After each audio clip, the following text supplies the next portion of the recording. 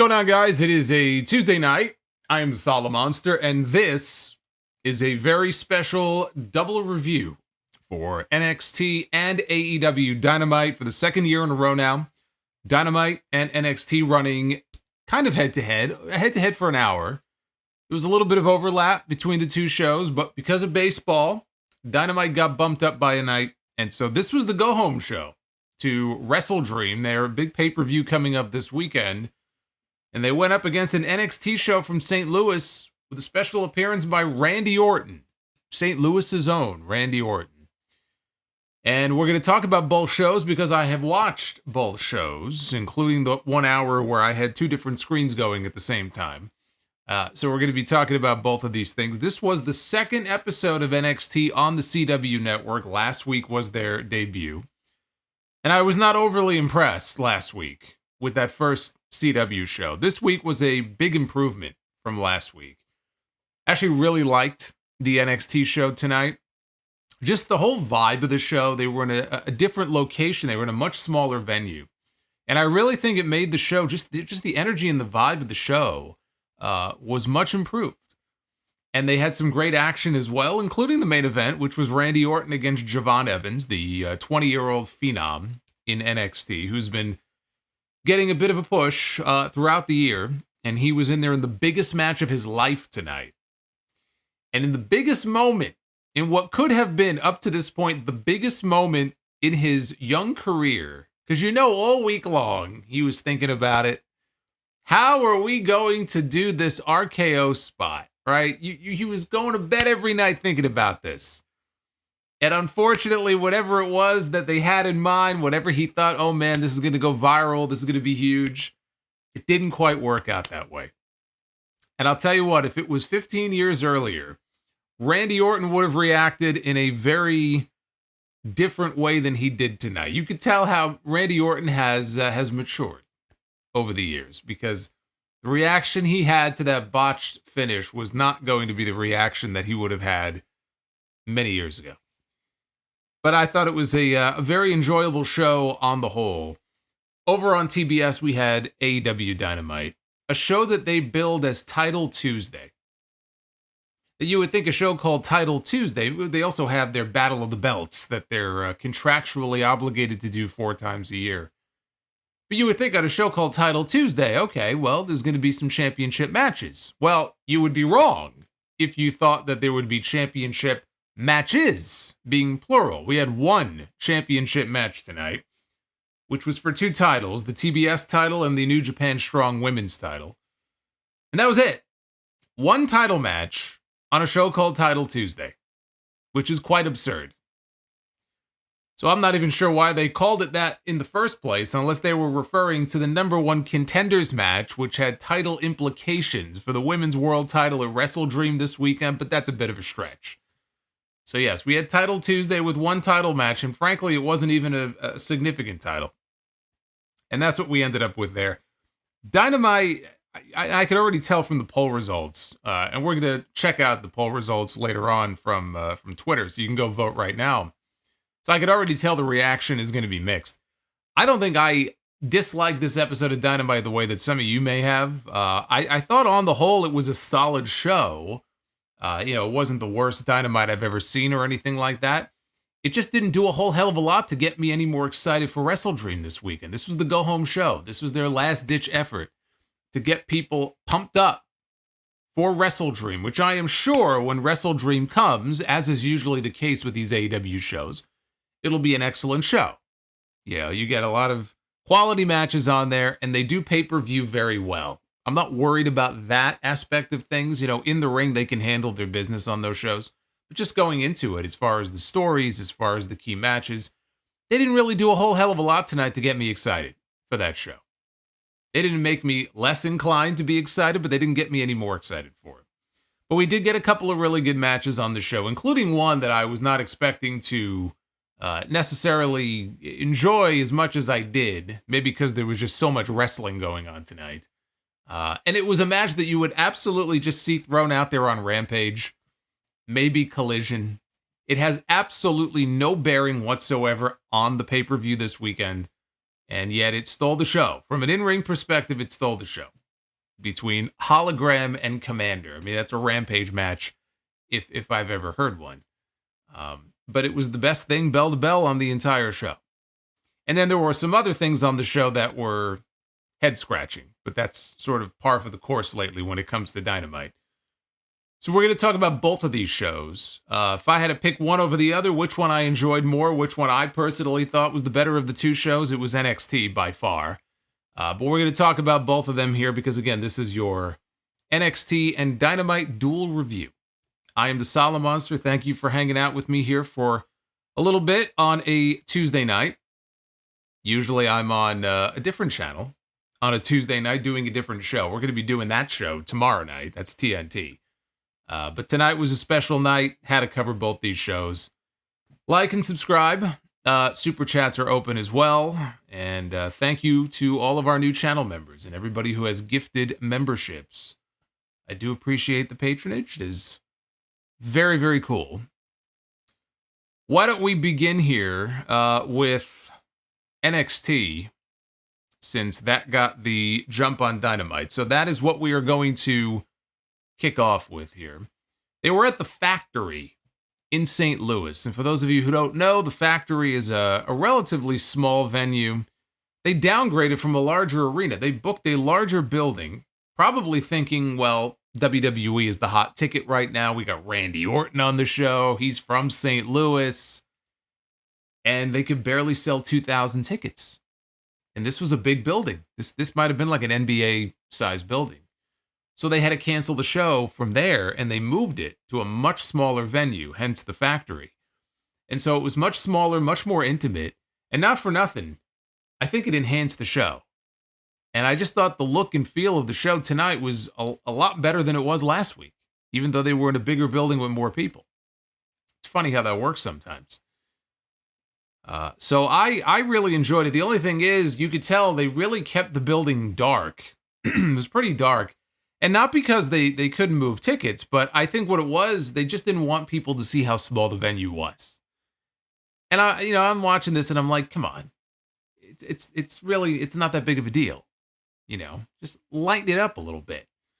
But it reminds me, like, many, many years ago, when times were very lean for them, WWF would run these syndicated tapings, literally sometimes at high school gymnasiums. And you could see in the background, like you'd see the windows outside. You could tell how small the venue was. Or they would run some other places up and down the East Coast that were very small. But again, to me, it's not that big of a deal. I think it would have been fine. I wish they would have lightened it up a little bit, but you know what? Actually, this venue reminded me. I remember Lowell in 1997. They ran 2 episodes of Raw. One at the beginning of the year, one later in the year. At, I want to say, the Lowell Civic Center. And maybe it was a different building there. But that episode of Thursday Raw Thursday, where Shawn Michaels lost his smile. And then later in the year, it was the episode where Shawn Michaels and Triple H had their fake European title match where Triple H won the belt.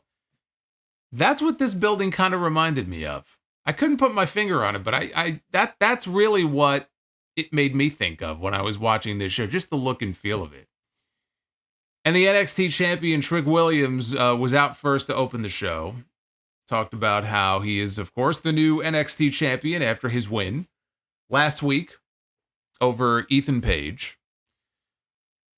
And he knows what that means. He has a new title around his waist because they have new belts made. And the Sharks are circling in the locker room now. All eyes are on him. He becomes public enemy number 1.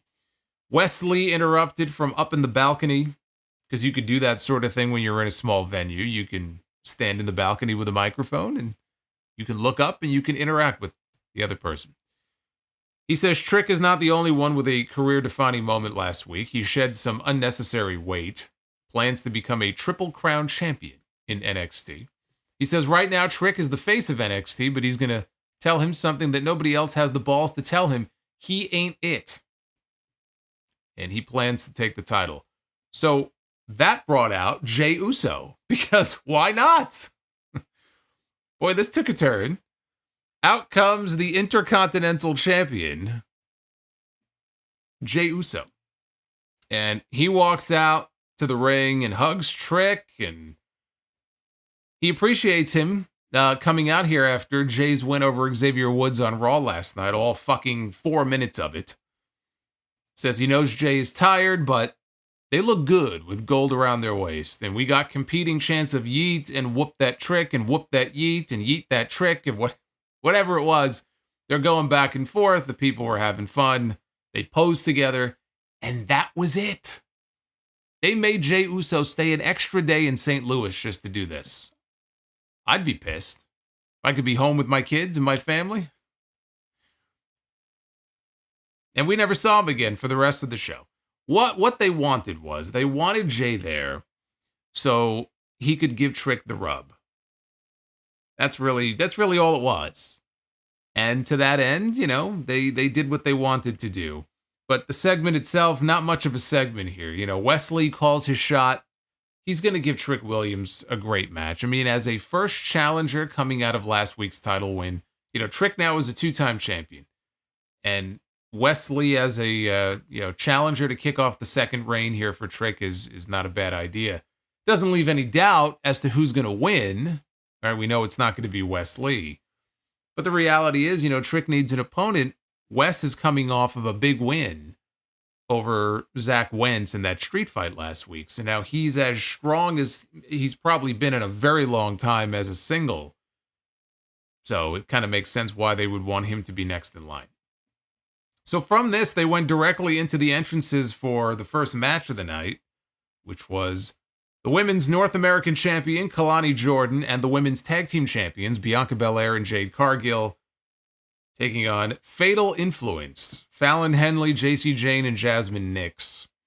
The story coming into this, basically, is that Fatal Influence is not a fan of all of these athletes that are populating NXT now, who have come from other sports. Kelani Jordan, Jade Cargill, Bianca Belair, they were all great athletes before they ever set foot in wrestling, so they would qualify. So that was sort of the genesis of all this. So the heels worked over Jordan for a while. Crowd wanted Jade. They got Jade. She made a hot tag. She was a one-woman wrecking crew in here. She had a fall-away slam on Jasmine Nix, threw her halfway across the ring. Got some height on a choke slam this poor woman. JC Jane finally took her out with a neck breaker. Jordan took out JC, went up top, hit a moonsault onto the floor, onto a couple of opponents, or at least that was the idea. She didn't connect with any of them. Not only that, but when she came down on the moonsault, she over-rotated so much, she ended up on her back. So, I mean, I'm not going to give her too much credit for that. In the ring, Bianca and Jade, they handled Nix with their combo DDT into the release German, but they gave Kelani Jordan the spotlight. They allowed her to go up, hit her split-legged moonsault for the win. And, you know, Kelani looked good here, which should be the objective, to make sure the NXT talent come out of this looking good. And she looked like she belonged, you know, in there, rubbing shoulders with Bianca and Jade. So, as with the opening segment, yet another example of them utilizing main roster talent to try to highlight and get over the NXT talent.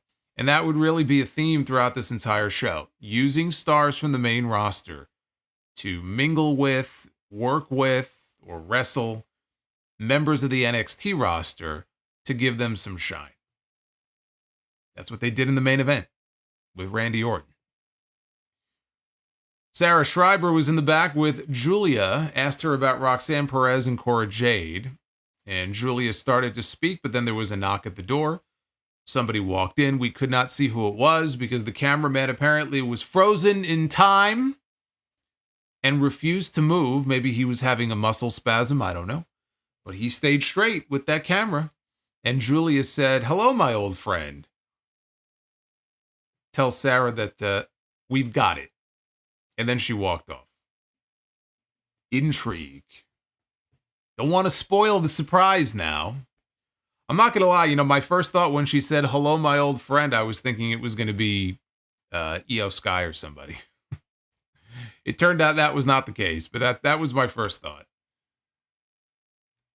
So then we had Roxanne Perez, still the NXT Women's Champion after last week, out to the ring next for a promo. She gloated about her win over Julia, said that an old friendship has reignited, which brought out the returning Cora Jade, who made her first appearance in probably about 9 or 10 months, on the show last week. She had been out for most of the year with a torn ACL, among other injuries. I mean, I think her knee basically exploded. So she's been out for a while. So these two used to be friends. Now they're friendly again all of a sudden. Cora said she was sick of all this talk about all the great women's talent coming into NXT all year. When she came back, she wanted to make sure that everybody paid for forgetting about her. She said Roxanne deserves to be the NXT Women's Champion. It's the version of Roxanne that she always knew she could be. And now they're back together, and that's really bad for the deepest division, quote-unquote, in WWE.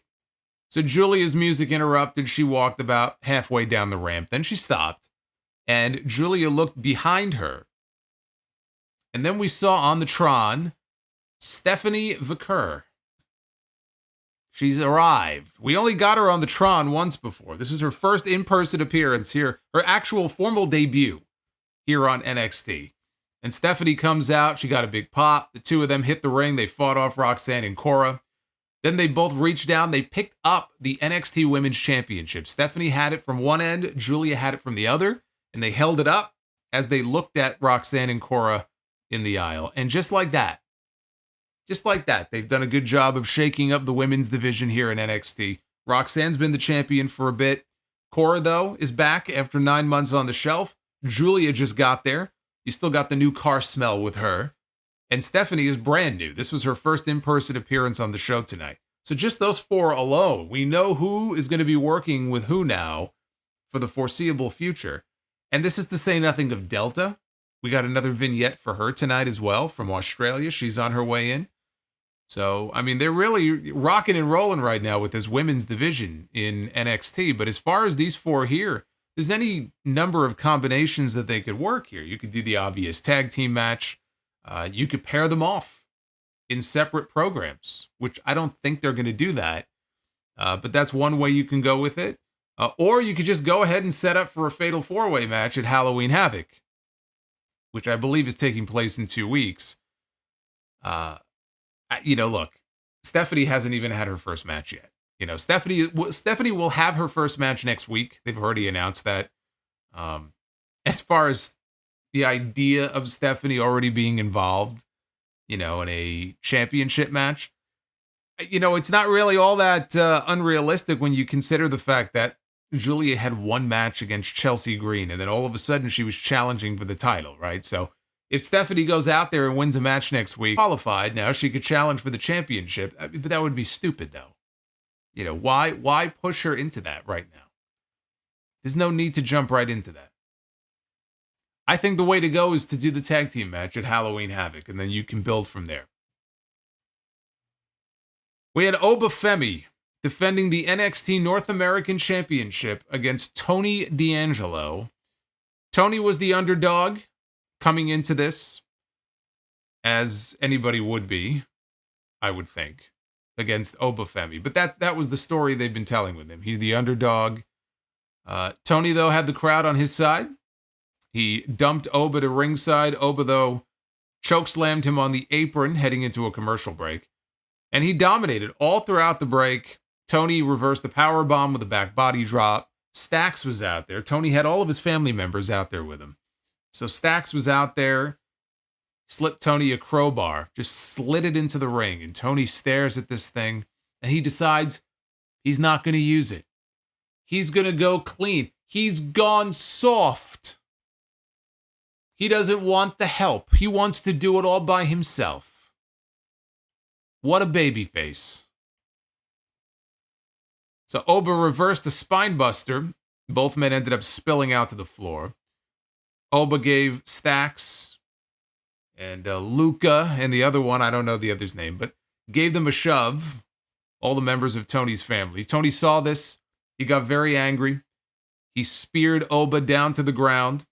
He even got the big guy up for an overhead belly-to-belly on the ramp, which was very impressive. In the ring, both men brawled to the top rope. Oba dumped him out to the floor, and then he cleared off the announce desk and Oba was going to powerbomb him. Tony reversed out of a powerbomb attempt, and he delivers a spine buster to Oba through the table. So Tony drags Oba into the ring, only able to get a 2 count out of it. Oba sat up like a monster, grabbed him by the throat. Tony reversed the chokeslam into a sunset flip for the shock pin to win the NXT North American Championship, ending what I believe was the longest North American title reign since that title was conceived. Since Mommy and Daddy got together and 9 months later, out popped out the North American title. So ends the longest reign in NXT history. Tony and the family celebrated after the match. He was draped in the Italian flag. And it was a great moment, and everybody was, cheering for Tony and very happy. And I thought the match itself, really good stuff. Better than their No Mercy match. I did watch No Mercy. This was better than that. But if the story sounds kind of familiar, I mean, CM Punk may not know, because CM Punk evidently has never seen any of the Rocky movies. But this was copied directly from Rocky 3. Like, literally, there were segments that they aired. I love you, Solo! You are my Sidro. Rival.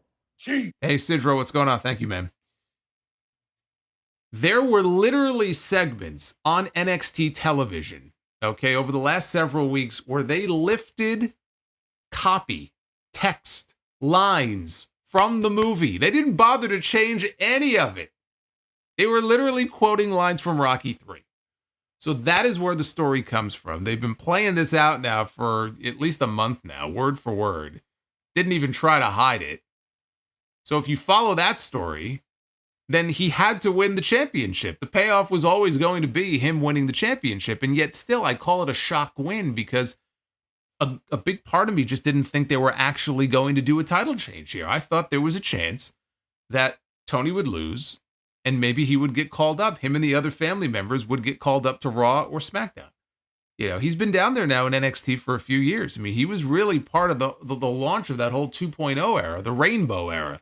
When 2.0 first kicked off and they were doing the goofy gimmicks, he was one of those guys. And when was that? That was 3 years ago now? It was 2021 or 2022. I want to say it was 2021 when they blew everything up. So, he's been down there for a while. He's been doing this gimmick. He's got a handle on it. You may think it's goofy and over the top. He's very good at it. I do think that it has a ceiling. It has a shelf life. Once he hits the main roster, I think at some point he's going to have to drop it or evolve it. But as far as this character, he's been a heel. He's been a babyface. Now he just won his first singles championship. Which is great. You could see the progression in him from where he used to be to where he is now. But I thought there was a chance that maybe he would lose and then get called up soon. But him winning the title actually makes all the sense in the world when you consider what story they borrowed for this storyline. But Oba is the one who I think may get the call up soon. It's possible they may wait until the next draft and just draft him to one of the shows. April or May, that's still a ways off. But yeah, they may hold off. I could actually see him having a spot in the Royal Rumble. I really do. I think Obafemi, if there's going to be any NXT faces popping up in that Royal Rumble match in February, I guess. Obafemi, I could see him being one of them for sure. Absolutely. It's like when Keith Lee popped up in the Royal Rumble a few years ago. And he kind of got the monster spot. So that may be him. Because Obafemi is the real deal. I've been saying that over the last few weeks. You really notice it lately, even last week on that NXT show. And they had the Miz TV segment with him and with Tony. But, even his promos. It's not like he's a big, scary looking guy, but it's not like he's just going out there and grunting or cutting very basic bare bones promos. The man can speak. The man can carry himself well. It's not like he needs a manager or a mouthpiece or anything like that. He can work, he can talk, he's got size, he's got presence. He has money written all over him when they are ready to call him up to the main roster. And he will have no shortage of great opponents to work with. I look forward to seeing him and Sheamus. I look forward to seeing him and Drew McIntyre. I look forward to seeing him and Seth Rollins and him and Bronson Reed and him and Gunther. Like, these are all matches in my head as I think of, okay, when he gets called up, these are the matches that I want to see. It's really just up to them, as far as when they feel he's ready. But if he's not ready now, he's getting pretty close. And the other thing I'll say about this, and it really hit me watching this match, these two guys are a product of the developmental system at the PC. Because Tony didn't work indies before he came to NXT. Oba did not work indies before he came to NXT. Tony did some collegiate wrestling, and then he ended up at the PC. Oba was a champion shot putter, and they recruited him. He was part of the whole Next in Line NIL program, and they brought him in, and they basically built him from scratch. And you see the progression that they have made in a relatively short period of time. We're not talking like 5 years here, 5, 6, 7 years. In a relatively short period of time, they have made noticeable progress from where they were to where they are now. And that's a credit to the system there, because that was not always the case. I can think back to a time when I was doing these podcasts many years ago, and I would come on and say, where are the stars that they are generating out of that performance center? They're bringing in all of these, names from the independent scene, which was great. It was a big part of what made the black and gold so much fun, when you had all these guys like Kevin Owens and Sami Zayn and Finn Balor and Adrian Neville and so on and so forth.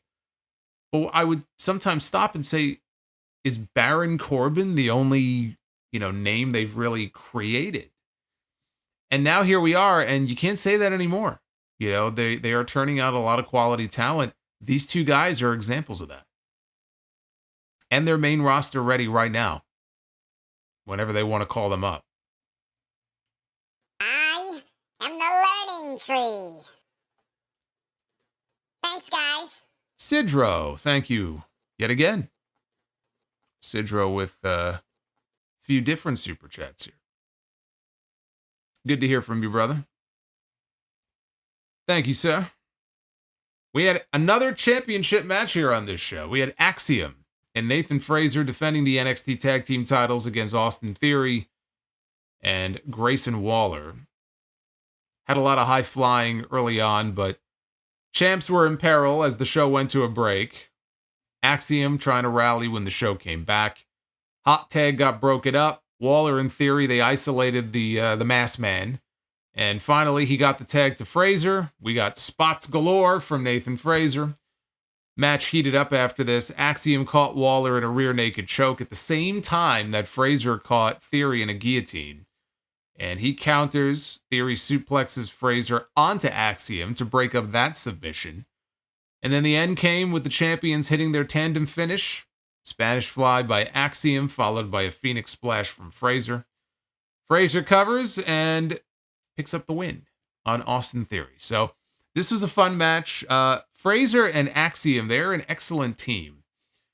They have a lot of Paul London and Brian Kendrick in them.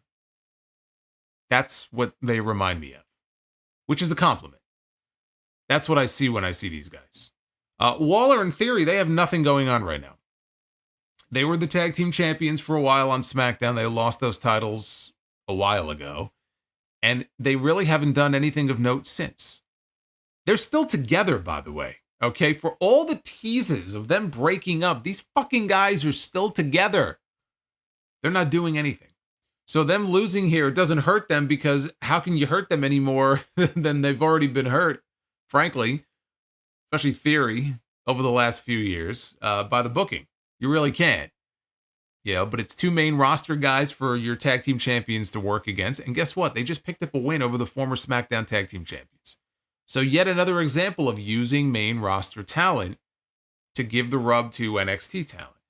They go overboard with it a lot of the time. I think sometimes they rely too heavily on main roster talent.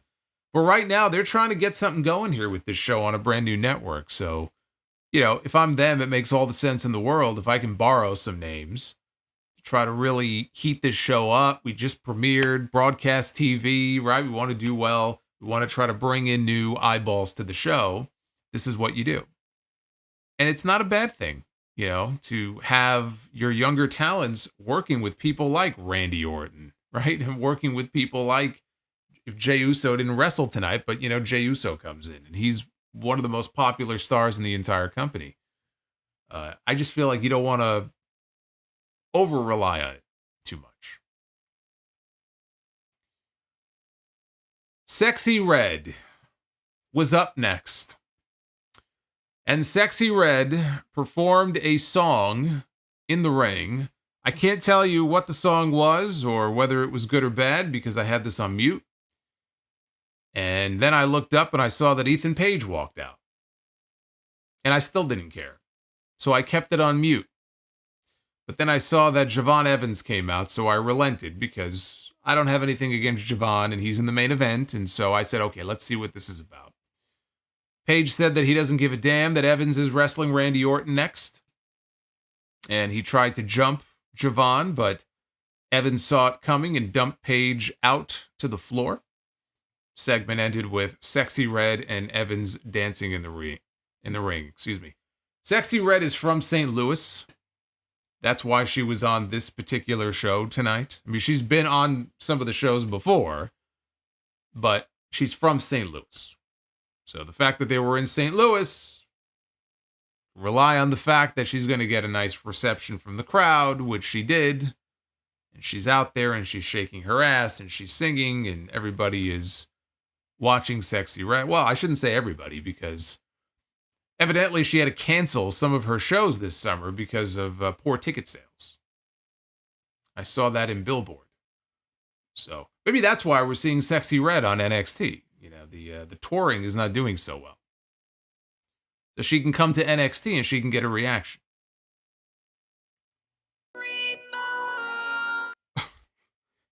I would rather listen to Sexy Red than have to listen to this. Alex, thank you. I love you, Solo. You are my tribal chief. Marquand, are you from St. Louis? He says, Sexy Red is from my hometown. I didn't know you were a St. Louis boy.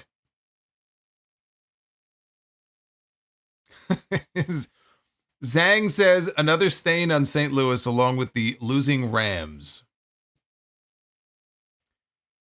I feel for you, my friend. We were up to the main event. Javon Evans already out there for the match with Randy Orton, the biggest match in the young career of Javon Evans. Imagine just not even being told. According to him, he didn't even know he was wrestling Randy Orton until it was mentioned on TV. That's what he claims. So imagine you're just going about your business.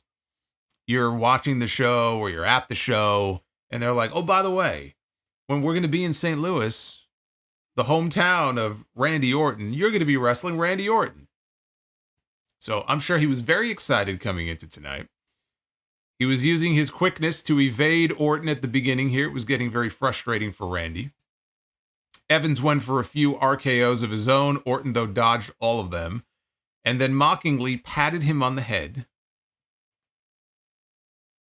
Evans responded with a super kick and then hit Orton with a high drop kick heading into the break. Very Randy Orton-esque, you might say, with that high drop kick. Evans went for a dive, but he got caught. Well, I mean, not really. He was supposed to get caught.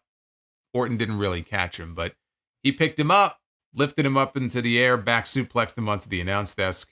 The crowd chanted one more time, and so Orton obliged by delivering 3 more onto the desk.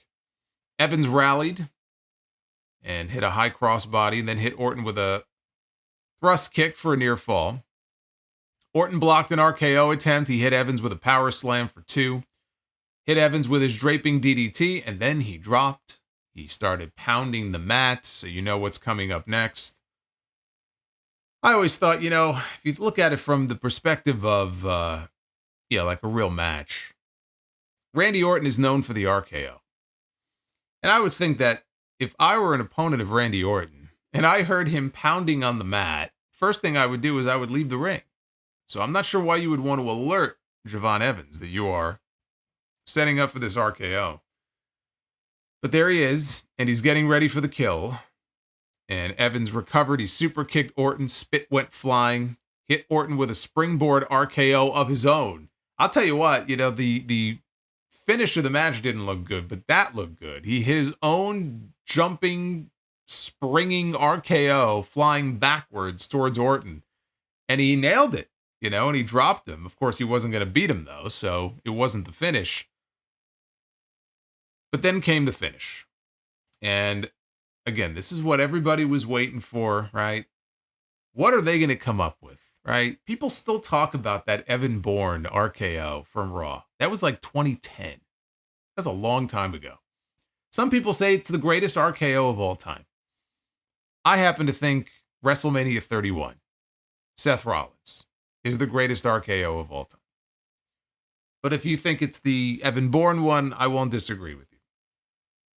So what were they going to come up with here? Well, what Javon Evans spent his entire week coming up with was he went up top and he hit a crazy corkscrew. And the idea was that when he came off the top, if they just timed it right, Orton would catch him in the middle of this corkscrew dive and drop him on his way down with an RKO. And it sounds like a nice idea in theory, but you've got to time that shit down to a science, okay? And unfortunately, it did not work out the way they had intended. He hit the corkscrew, Orton was late, and he had already hit the mat before Orton did, so it looked terrible.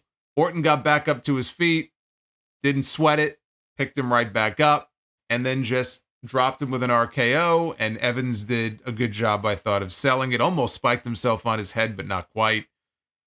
And then he pinned Javon Evans. You could tell when this match was over that this kid was bummed.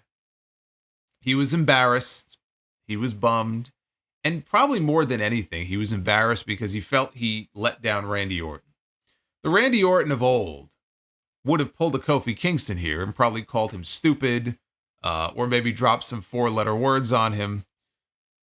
When he helped this kid up to his feet, you could read lips, and you could tell Javon Evans was apologizing to him. He's like, I'm sorry. And then Orton just said, don't worry about it. And he said, you're the fucking man. And he raised this kid's arm. Now, I'm sure he's still going to be beating himself up over it. I felt bad for him because, again, you know that it kills him that it didn't work out, and he feels like he made Randy Orton look bad, which he really didn't. But Orton was like, man, you got nothing to worry about. It's cool, man. Shit happens. And if you watch the move, it was damn near impossible. I mean, that's a tough move to try to time it just right. The chances of it working out the way they had wanted it to were probably slim to begin with. They tried it. It didn't work. And you know what? With any luck, they'll be able to run this back on the main roster in 3 or 4 years. And at that point, when they do, they can try, maybe not this exact spot, but they could try, the RKO spot over again and get a second shot at it. So it's unfortunate, but it didn't ruin what otherwise I thought was a very good match.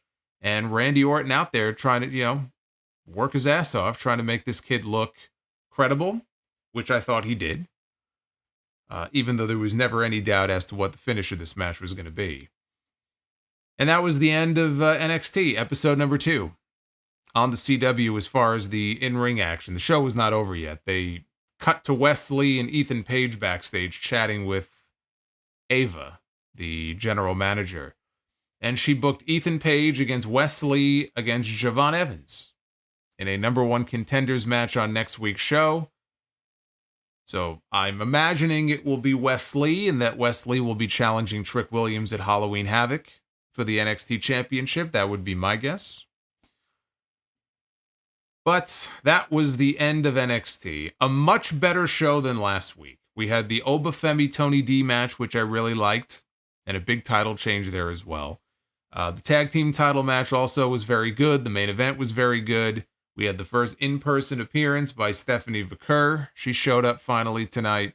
I mentioned the Delta teaser promo. She's on her way in shortly. They haven't mentioned her name, but it was more obvious this week. We got some more close-up shots of her face and everything as far as who it is.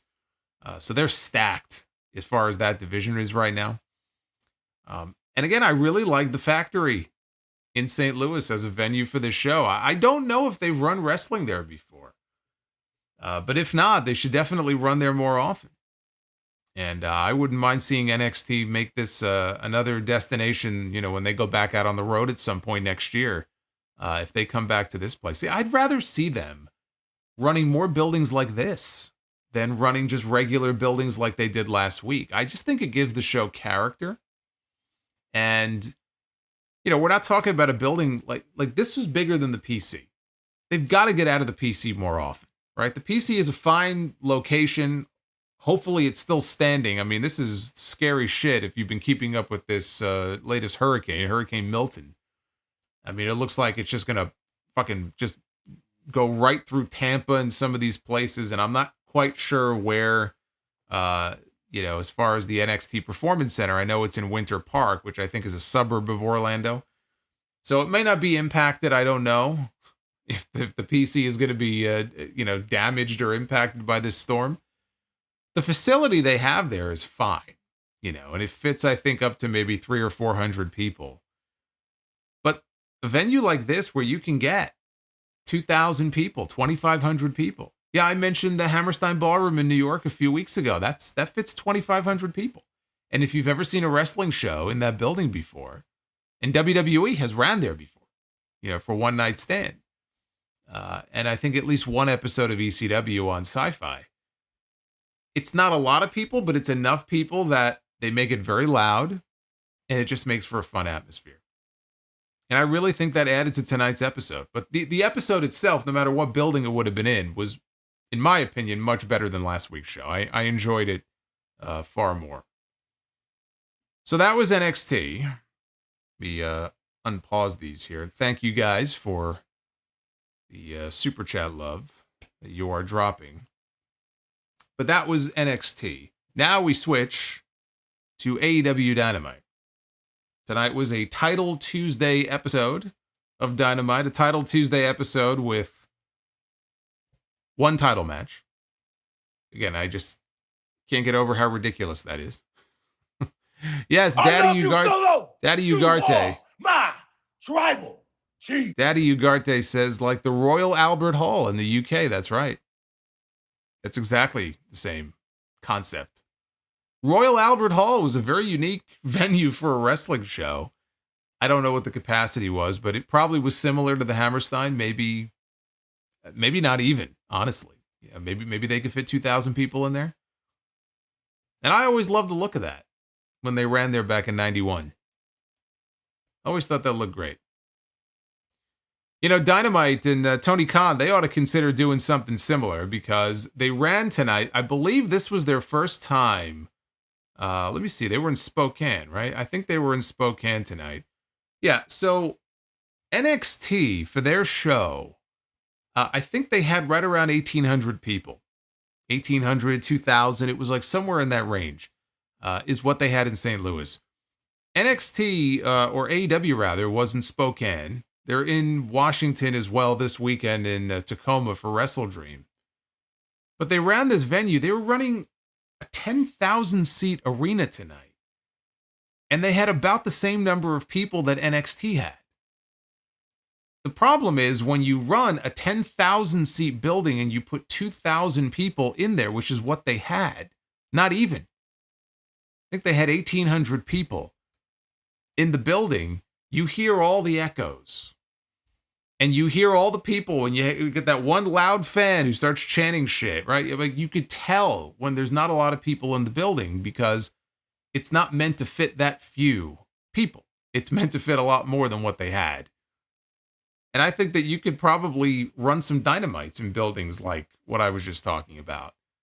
And they might be better off doing that on some weeks. Not every week, but doing that on some weeks. But Dynamite kicked off at 9 p.m., so we had 1 hour of overlap here. And it opened with a pre-taped Jon Moxley promo talking about how he's got to be the one to take out Bryan Danielson at WrestleDream. Bryan will embrace his dark side. Moxley will be ready. Says he has to be. Says he has no choice. What he stands for is too powerful. What exactly does he stand for? This is what I would like to know. This is what hasn't been explained. What exactly does Jon Moxley stand for? He can only hope that one day Bryan will understand. It's got to be this way, he says. The stakes are too high. Then it was over to a pre-tape Bryan Danielson promo in the back from earlier today where he mentioned a Sports Illustrated interview that Claudio Castagnoli did where he said tonight would be Bryan's last match on Dynamite. Bryan said, no, it will not be. Tonight, he and Wheeler Yuta are going to go through Claudio and Pac, and Moxley at WrestleDream, he's got no idea what he's got coming to him. So then they come back to the arena. They had Jeff Jarrett on commentary filling in for Taz. They shot this angle where Taz was attacked, I think in the parking lot or something, by some mystery attackers. But that was a cover reason for a very real surgery that he just underwent, which was a total knee replacement. I think in the past he said that he needs both knees and I think both shoulders replaced. So this was the first knee replacement, which apparently went fine. He had a successful surgery. So we had Jeff Jarrett on commentary for tonight. Not for nothing. I thought Jarrett did a good job. And I guess we'll be hearing more of him because I can't imagine that Taz is going to be back anytime soon. So we may be hearing more from Dubba J on these shows from here on out. Darby Allin made his way to the ring, and he called out Brody King, who attacked him on Collision. If you don't watch Collision, I totally understand, but on Collision, Brody King attacked him after Darby had thrown out an open challenge for WrestleDream. So they had clips of their past battles against each other. Darby said that Brody could have just asked nicely. He didn't have to attack him, because now the two of them are in the ring together. Darby brings up working the indies with Brody, staying in crackhead motels, and how Brody didn't know how his career would end up. He had a kid on the way. He was very worried. And he remembers Brody being under a Ring of Honor contract at the time. This is before Tony Khan bought the company. And it was Darby who went to Tony to advocate for Brody King to be brought into AEW. Thanks to AEW, both of them have helped their fathers retire. Brody was able to buy his first house. But the issue is Brody King wants Darby Allin's spot, and Darby is the face of AEW. So Darby said that I'm the one who does promotional work. I'm the one who does the talk shows. Brody interrupted and said, you're right. He said, what happens when Darby climbs Mount Everest, though? Right? Darby has said he's going to go on that mountain climb next year. He says, is your dad going to have to get a job again when you don't come back and you die on that mountain? Your dad's going to have to unretire and go out and start working again? Ultimately, Darby needs somebody to save him from himself. So Darby sat in the corner and he's begging this guy. Come on, attack me. Hit your cannonball. Let's go. And Brody tells him, get up. So he slaps Brody King in the face, which is a no-no. And he probably he got laid the fuck out. Darby apparently had a giant rock concealed in his jacket. I mean, this was not like a little fucking stone that you pick up from the ground. I don't know where he got this shit from. But he picks up the rock.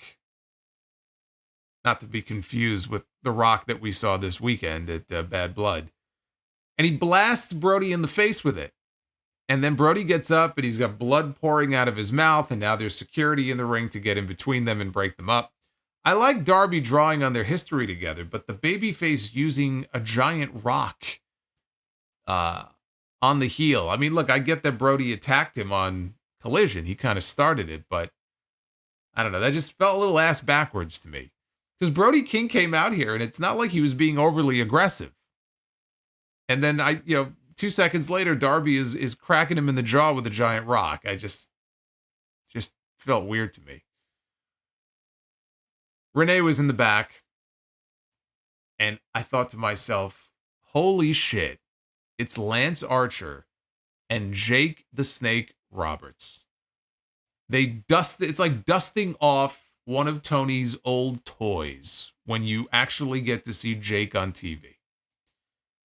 Renee brings up Don Callis wanting to recruit Lance Archer, and now I am totally lost. I have to assume this has been playing out on Rampage, but then again, talk about the Chris Statlander shit. I mean, sometimes shit just happens. Sometimes shit just is in this company, and there's no real logical explanation for it. But evidently, Don Callis has been looking to recruit Lance Archer, and I'm not quite sure why, when you consider his win-loss record in this company.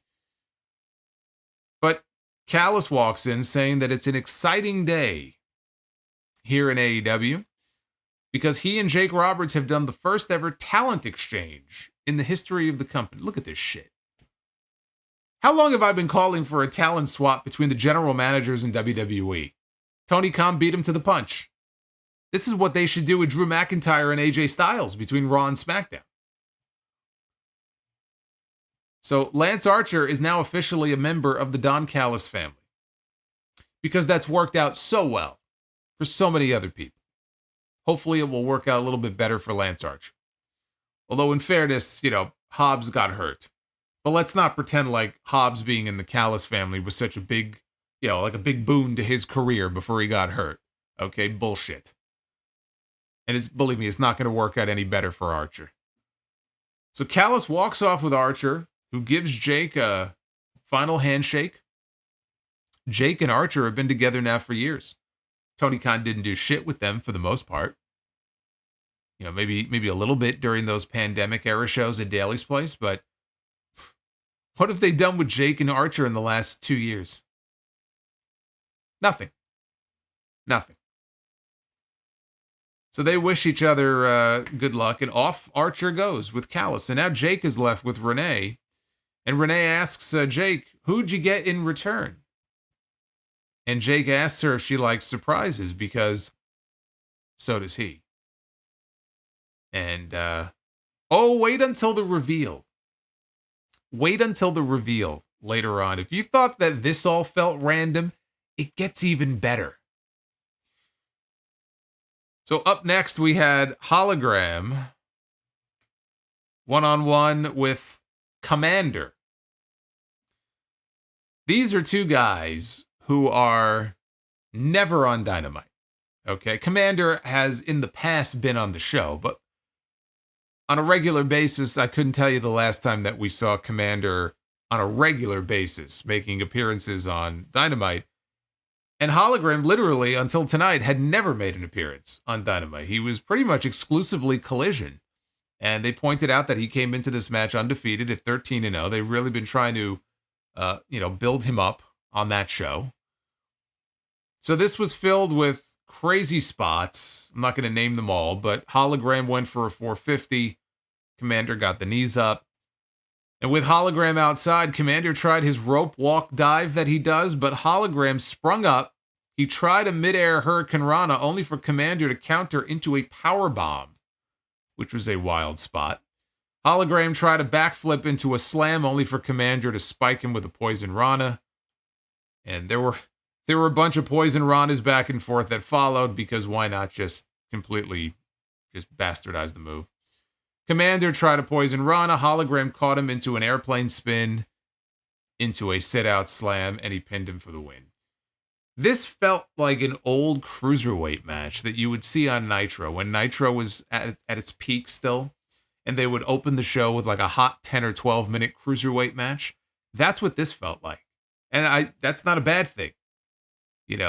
Those cruiserweight matches, they were the sizzle on those Nitro shows, right? That was the match that really kind of got you all amped up at the beginning of the show. And so you got the great action, which was very novel for a lot of fans at the time, unless you were really tape trading and following stuff, in Mexico and Japan. You weren't seeing stuff like that. The stuff that we were getting in the ring on Nitro back then with the luchadors and the Japanese stars, as far as American television, you just did not see that. But then it would lead into the actual stars, and you would see the Macho Man and Sting and Hogan and Goldberg and all these people. So you got a little bit of everything, right?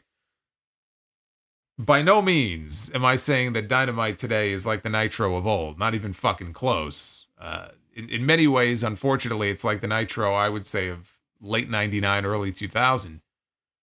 But that's kind of what this match reminded me of as far as those old cruiserweight matches. The hilarity, though, came when the match was over.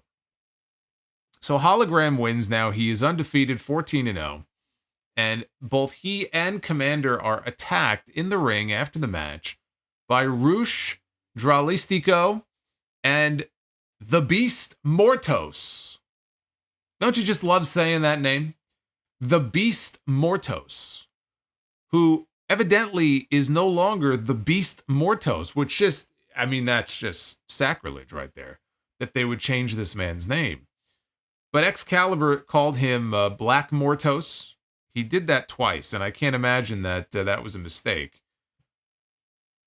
It's just so much funnier when you say the Beast Mortos than Black Mortos, so I may just keep calling him that anyway. But they kick these guys' asses, right? And then who should walk out on stage but Jake the Snake Roberts? And in the ring, the guys, they did the Los Ingobernables pose with their fist in the air. And at first, Mortos was a little reluctant, but, you know, eventually he did it. And on stage, Jake the fucking Snake does the fist for the, you know, Los Ingobernables pose. He fists Rush. Now, he's on stage. Rush is in the ring. But Rush looks over at Jake and, you know, gives him the salute, and Jake gives it right back to him. So apparently we got our answer here as far as who Jake got. Now, if you're wondering, well, how would he get, like, if he's worked out a deal with Callis, how does that make any sense? Well, if you think back in your memory bank, there was a period of time where Callis was talking to Rush. And I'll be perfectly honest with you. Until this angle here tonight, I had fucking forgot about that. I mean, it's not exactly like they were heavily focusing on it. Certainly not on Dynamite. So the fact that Callis had those interactions with Rush once upon a time, I had forgotten all about it. But evidently he had the power or the ability to say, hey, this is my guy, I guess, and now you can have him. I don't fucking know. Again, there's stuff on this show that it's just ridiculous. But no more ridiculous than Jake the Snake Roberts now being the manager for Rush and Dralistico and the Beast Mortos. It's like, you remember those old tumblers when guys would pick their numbers out of it for the Royal Rumble? I kind of feel like that's how Tony Khan does booking sometimes. Basically like Be the Booker. We do it at the end of most of these streams. I don't know if we'll do it tonight, but we do our Be the Booker segment at the end, which is totally random. And I kind of feel like Tony Khan sometimes with some of these angles. That's how he books his fucking shows. I mean, can you think of a more random... The only thing I could think of that it kind of reminds me of is that very brief period of time where Don West managed the Amazing Red in TNA. Again, so random. And actually, that was a pairing that I remember enjoying, and it could have worked out, but they cut it off way too soon. And Red has always had very complimentary things to say about Don West. He credits Don West as being the reason why he ended up in the video game, and you know he got an action figure finally, because Don West liked him and really went to bat for him. But what a weird fucking random pairing, right? That's what that kind of reminds me of. Only this is worse. Now, if you stop and think about it, in theory, having Jake the Snake Roberts, who is one of the greatest talkers and promo guys in the history of the business. Okay, he may have lost a lot of speed on his fastball. He's not quite what he used to be. He's a lot older now and slower and all that. But he is one of the best talkers in the history of the business. Pairing him up with some of the Spanish speaking talent who, you know, maybe their English isn't the best. Maybe speaking and cutting promos on American television is not their strong suit. Pairing him up with somebody like that is not the most far out idea in the world. The problem is this. We're going to see, and you know, we're going to see Jake and these guys on TV once every 6 weeks. And none of this is going to matter. So everything that we saw tonight, Don Callis now has Lance Archer, and Jake Roberts is now with Roosh and with the Beast Mortos and whatever. It's not going to matter. Do you have faith in Tony Khan that these new pairings that he put together on Dynamite tonight are going to stick? And we're going to see them consistently enough on TV to where they actually mean something? Fuck no. So what does this matter? Look, I'm glad Jake's got a contract. He's got a job. Tony keeps renewing his contract. It's probably a good thing for Jake. Probably helps keep him on the straight and narrow that he's got something to do and something to focus on. But it's not like he's being used in any truly meaningful way, not on camera anyway. So I'm glad he's got a job, but do we really think Tony Khan is going to make use of Jake Roberts on a regular basis? No, of course not. Are we going to see Roosh on TV on a regular basis? No. Are we going to see Lance Archer used in any meaningful way? Nope. So why should I give a shit? Why should I care?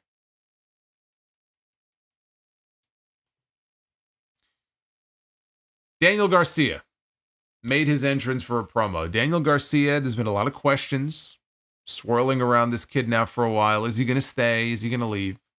We got our answer tonight. Said that he would be, he had been sitting at home, and so he's missed this. He has missed being in front of the people.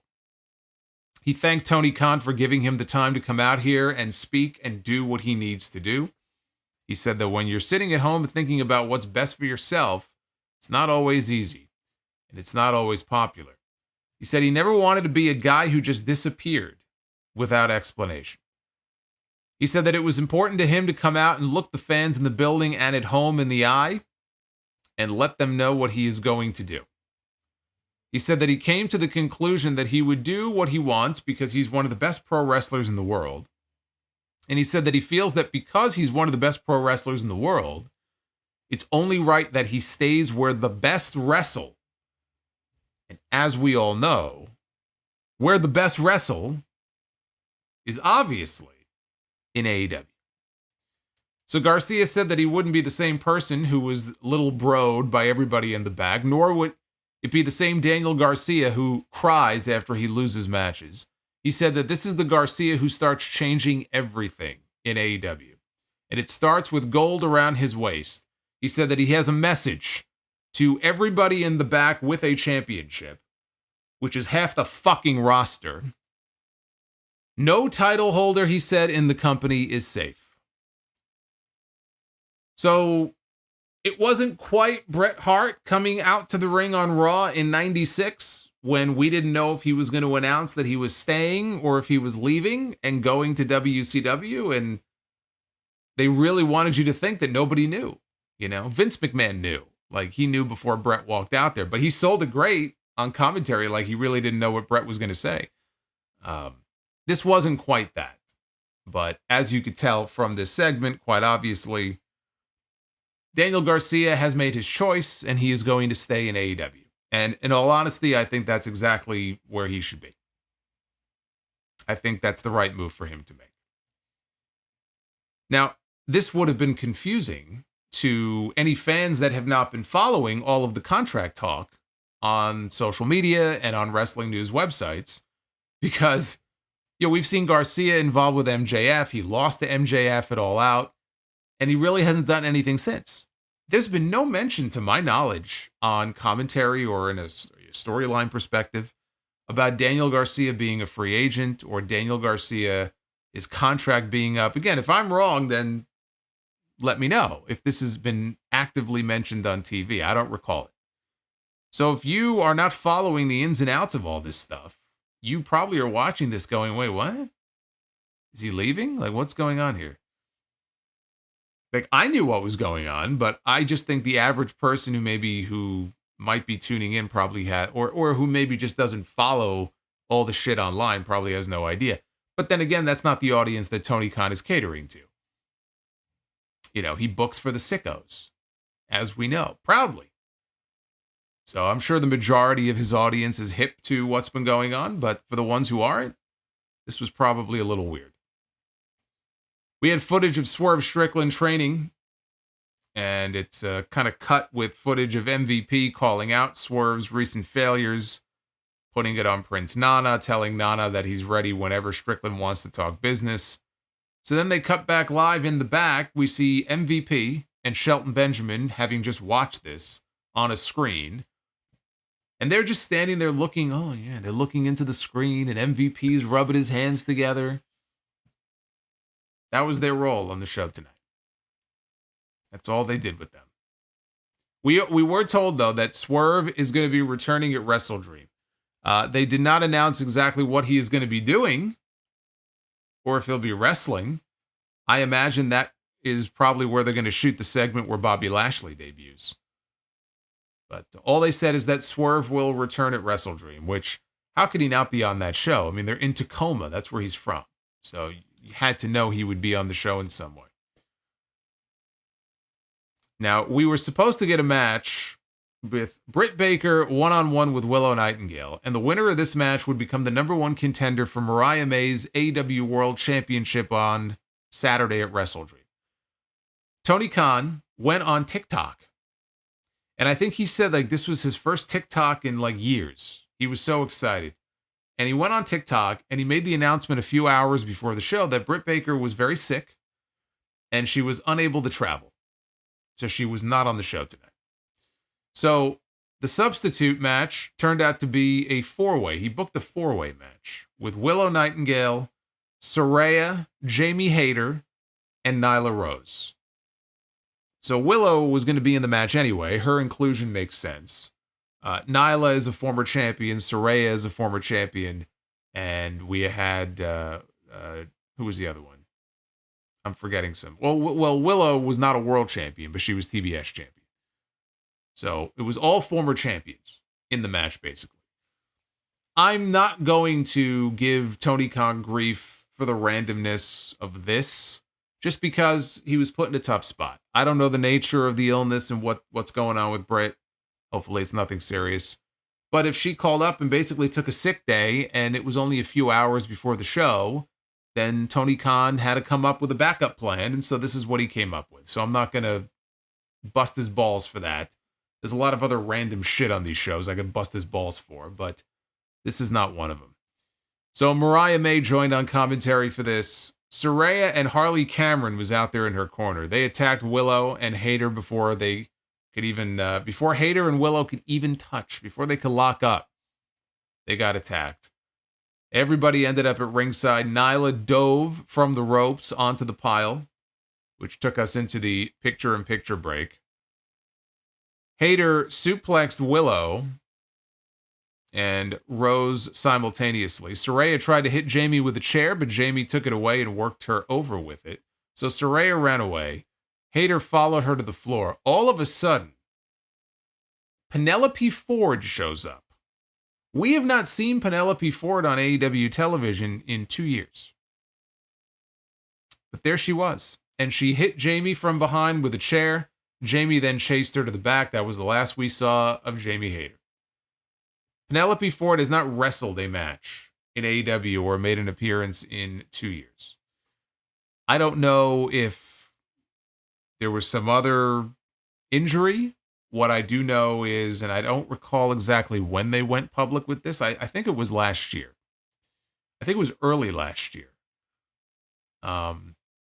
They being her and Kip Sabian, went public about their miscarriage. She had a miscarriage.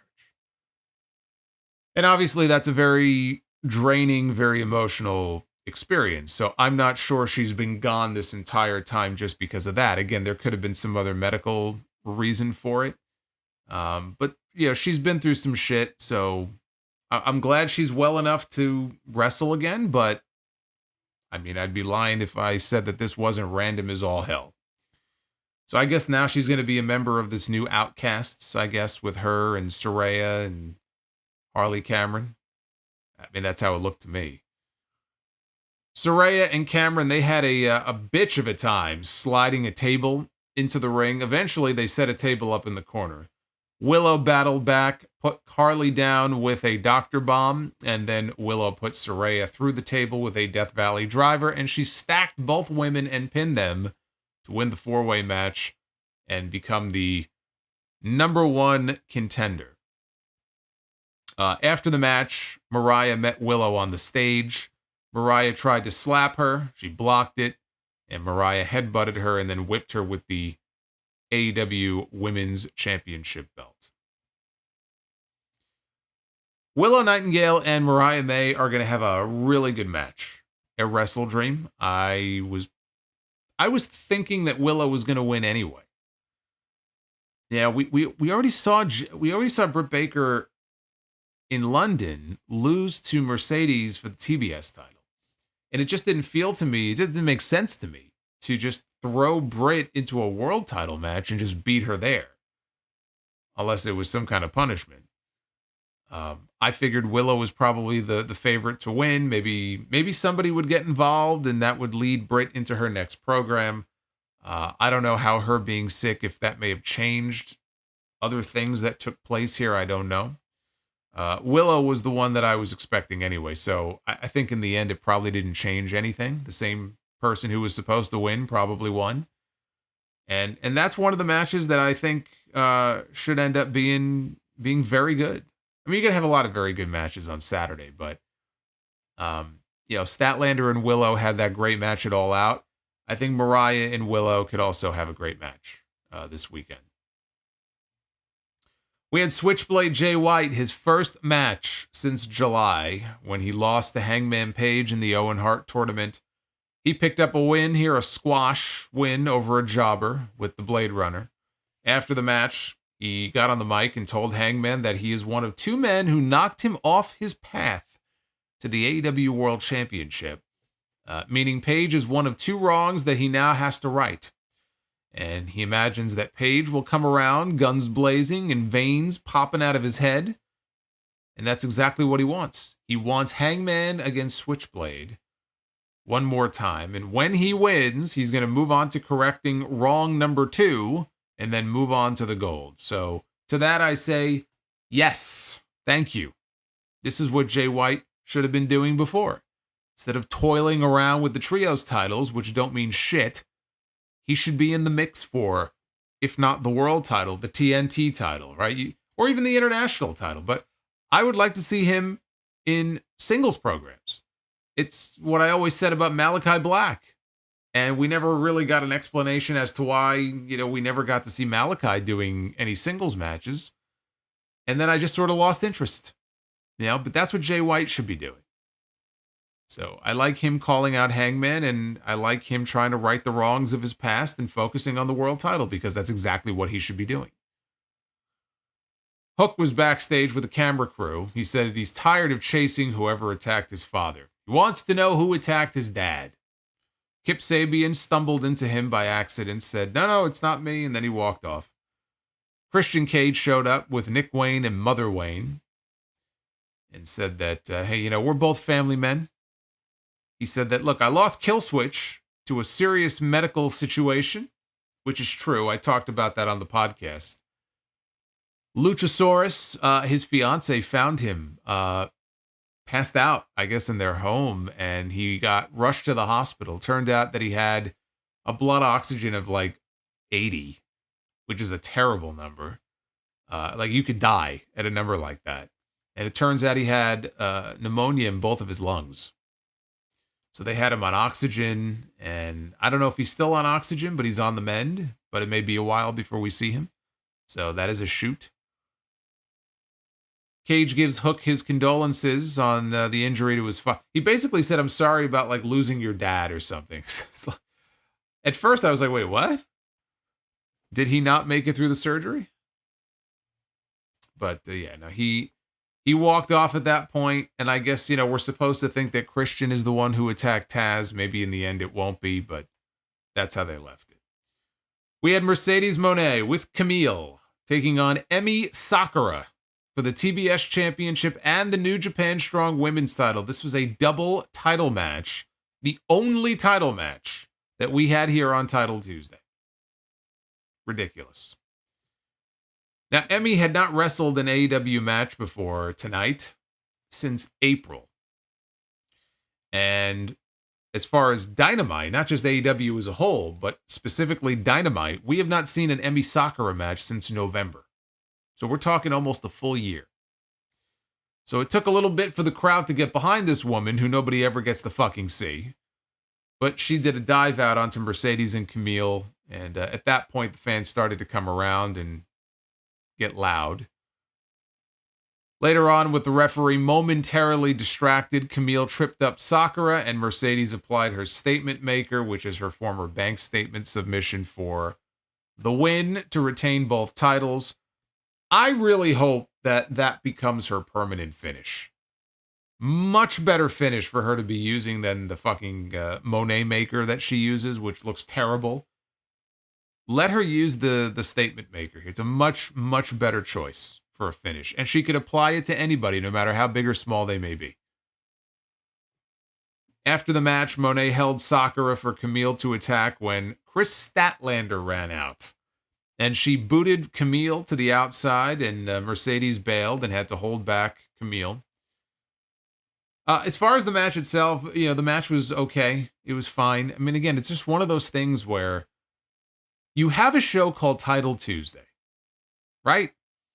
The one title match that you book for this show involves a woman who hasn't even been on fucking television since April. And I don't want to hear, she's been wrestling, she's been racking up wins in Japan. I don't give a fuck. Like, I don't care. Why is she getting a TBS title match? Okay, the New Japan Strong Women's title, maybe I can understand that. Why is she challenging for the TBS title? Why? What is the purpose of this? You know how many women they have on this roster in this company that you never get to see on Dynamite? And you had to go to Emi Sakura for this match? I'm not saying Emi is a bad wrestler. I'm just saying she had no fucking business being in a championship match here on this show. I just don't understand it. She hasn't been on Dynamite since November of 2023. What are we doing here? And that's the only title match you booked for this fucking show? And there are people who will explain it away and say, no, it's fine. It's fine. Don't hate, it's fine. No, it's not.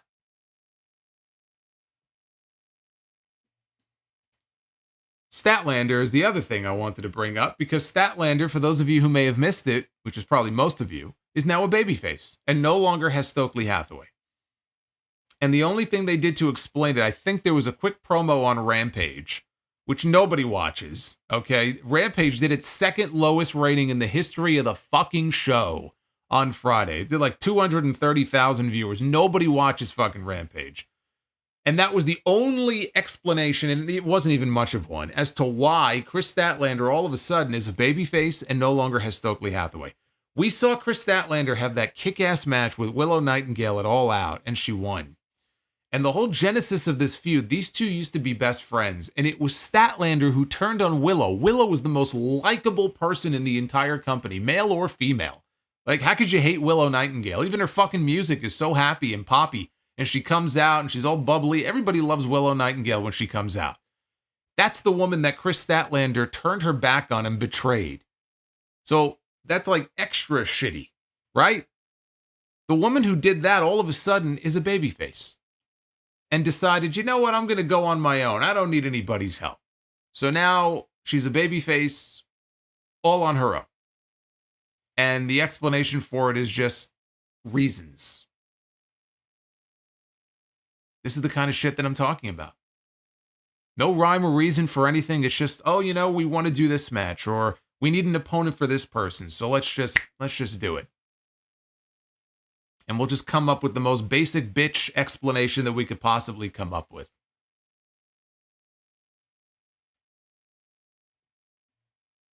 Renee was backstage with Private Party, and she also brings in Stokely Hathaway, who now needs a new client. He said that he's been watching the past few weeks, and every time that they get an opportunity, these guys, they knock it out of the park.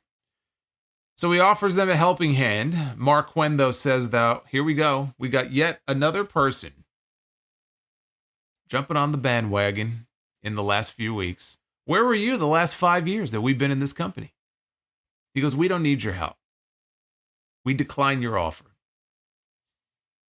Stokely says, I think you're making a big mistake. I think that you're making the wrong call here. He walked off, and Mark Quinn said they don't need anybody in their corner. They want this. They need this. They're going to take those tag team titles away from the Young Bucks, and then it's going to be a party that everybody is invited to. Tony Schiavone was in the ring. He welcomed the international champion Will Ospreay down to the ring, and he brings up what happened last week when Ospreay had his match with Ricochet for the international title. And then Konosuke Takeshita ran in, and he fucked the entire thing up. So Schiavone said that this has Don Callis's fingerprints all over it, and Ospreay agrees, and he says Takeshita does not do anything without Callis giving him the go-ahead, so he wants answers from Don himself right now. So Callis comes down to the ring. He tries for a hug. Ospreay pushes him away. Callis said last week was difficult for him emotionally, and he hates to see Ospreay unhappy. He brings up when both he and Ospreay beat Kenny Omega, or when they beat Chris Jericho. Ospreay said, look, we're here to talk about last week, not last year. And he wants to know if Callis sent Takeshita out to attack. Callis kept dodging the question. He wouldn't answer it. Ospreay raising his voice. He kept pushing it and pressing it and pressing it. And then finally, Callis gave in and he said, yes. Yes, I did. He said he made the call out of frustration because Ospreay wouldn't listen. He said he had to show him who made the decisions in the family. Callis brings up 2 weeks ago being this close to being the AEW Tag Team Champions, but Ospreay was mentally weak. Ospreay said that he brought Callis the international title, but if Callis didn't stick his nose in his business, he would have been the AEW World Champion as well. Callis said that he had the best wrestler in the world in Kenny Omega, and he threw him in the garbage for Will. So maybe he should throw the best in the trash one more time. Ospreay said Callis is everything that everybody warned him about. He is utter scum, and he says, we are done. And Callis smacked him across the face. Ospreay threw him down to the floor. Takeshita hit the ring. Kyle Fletcher showed up. He tried to talk some sense into Ospreay, but the distraction allowed Takeshita to hit a release German suplex, dumped Ospreay right on the back of his head. Callis handed Fletcher the dreaded screwdriver for him to use as a weapon, and Fletcher said, I can't do it. I'm not going to do it. He refused to use it. Takeshita tried to talk some sense into Fletcher, who stormed off, and Ospreay continued to fight with Takeshita until Callis yanked his hair back, held him long enough for Takeshita to hit a forearm shot, and Takeshita went for the belt shot when Ricochet ran down to the ring, and he did a springboard forearm off the ropes, took down Takeshita, who fled with Callis, and Ricochet held up the international title before handing it to Ospreay. So that sets up the three-way match at WrestleDream on Saturday. Ospreay defends the title against Ricochet and Konosuke Takeshita. You know, I would love to see Takeshita win gold in this company, and the international title I think would be perfect for him. But here's another example of what we were just talking about with this just very bipolar booking in this company, where you could have something that's actually really good, and then you have something that just doesn't make any fucking sense whatsoever. What was the match that they were teasing over the last several weeks that they were seemingly building to? With Takeshita, right? It was Okada. They were teasing, I mean, clearly they were building to something between Takeshita and Okada for the Continental title. And all of a sudden, we have Takeshita involved in a program for the International title. Now, that's the match on Saturday that I'm most looking forward to. It's going to be a great match. And maybe Takeshita will win the championship. I'd love to see him win the title. What I'm hoping is that the reason that Tony has pivoted away, and I know, look, giving him the benefit of the doubt when it comes to some of this booking shit is the bad idea, but maybe what is going on here is they have made the decision that we're going to hold off until the Continental Classic. And we're going to have Takeshita in that tournament. Okada will be in the tournament. And we're going to build to a final between Okada and Takeshita, and we'll have Takeshita win the Continental Championship at the end of the tournament. And if that's the plan, I can get behind that plan. But if not, and they just decided to just drop it cold and go in a completely different direction, that's bullshit. So I certainly hope that's what's going on here, because they just dropped it, and all of a sudden he's wrestling for another title. And I'm like, wait, how did we go from this to this? He had nothing to do with this. Maybe they'll do it in the finals of the Continental Classic. If not, then this man is out of his fucking mind, because you can't tease that shit and then yank it away. Main event was Bryan Danielson, the AEW World Champion, teaming with Wheeler Yuta, taking on Claudio, Castagnoli, and Pac, 2/3 of the AEW Trios titles. Trios champions, rather. The other third being Wheeler Yuta, who was on the other side of the ring tonight. They played Bryan to the ring to Final Countdown, with the idea that this could very well be his final match on Dynamite. If he loses at WrestleDream, then he's done. Because he's been saying on TV, I'm done, I'm retired. As soon as I lose, I'm done. So I don't know if they played the music here because this really is going to be his last match on Dynamite, or if he's going to be hanging around for a little bit longer. But you don't usually hear the Final Countdown played on a random fucking Dynamite. I really thought in this match we were going to get the Horseman beatdown angle with Wheeler Yuta turning on Bryan Danielson, and they didn't do it. I thought there was a really good chance that's what they were going to do, but we had a regular match. Claudio did not want to lay a hand on Yuta, even after Yuta slapped him across the face. Danielson ran in with an attack. He tried for a dive. Claudio, though, caught him in midair, hit a neutralizer on the floor. And that took us into the final picture-in-picture break here of this match. Matthew says they're going to unify the Continental and International titles and make it the new Intercontinental Championship. Now, that would be hilarious. Well, I'll tell you what. If Takeshita were to win the International title and they did want to unify the two titles, and he went into the Continental Classic and won the entire thing, and they did unify the two, I'd be okay with that. They're not going to do that, but it'd be fine with me. So Claudio tried his best to keep Yuta grounded without actually throwing strikes. And Yuta tried for a tag. Danielson was still down outside the ring. And eventually he did get the hot tag. Danielson flew off the top with a missile drop kick. He did his corner charging drop kicks. There was a corner Hurricane Rana spot off the top that Danielson went for, but it got blocked. Claudio held on. And he tried for an avalanche Ricola bomb, but Danielson countered into the Hurricane Rana. Danielson calls to kick his fucking head in. And he starts stomping down repeatedly until Pac breaks things up. He looked for a brainbuster. Danielson avoided it. Danielson spotted Jon Moxley and Marina Shafir. They showed up at ringside. And that allowed Claudio to hit a pop-up uppercut to him, and then a 450 splash followed by Pac. Danielson kicked out.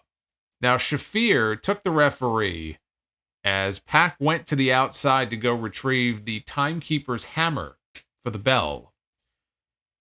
Yuta, though, took the hammer away from him, and Danielson locked Pac in the LeBell lock, and eventually Pac was forced to tap out.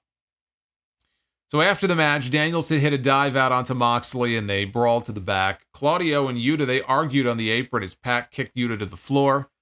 Marina Shafir even was kicking this guy's ass. She was kicking the shit out of Wheeler Yuta, just beating the crap out of him. Claudio now has the hammer in his hand, and he tells Shafir and Pac, hold him up. And they hold up Wheeler Yuta, and he hits Yuta in the gut with the hammer once. He hits him in the gut twice. He hits him in the gut for a third time. Danielson and Moxley, they brawled back out into the arena. Now they brawled back down to the ring. Pac got sent flying. Claudio ate the Busaiku knee. Moxley got sent tumbling out to the floor. Danielson stands tall. He goes over to tend to Wheeler Yuta, helps him up to close out the show just as Final Countdown is playing, possibly for the final time here on this show.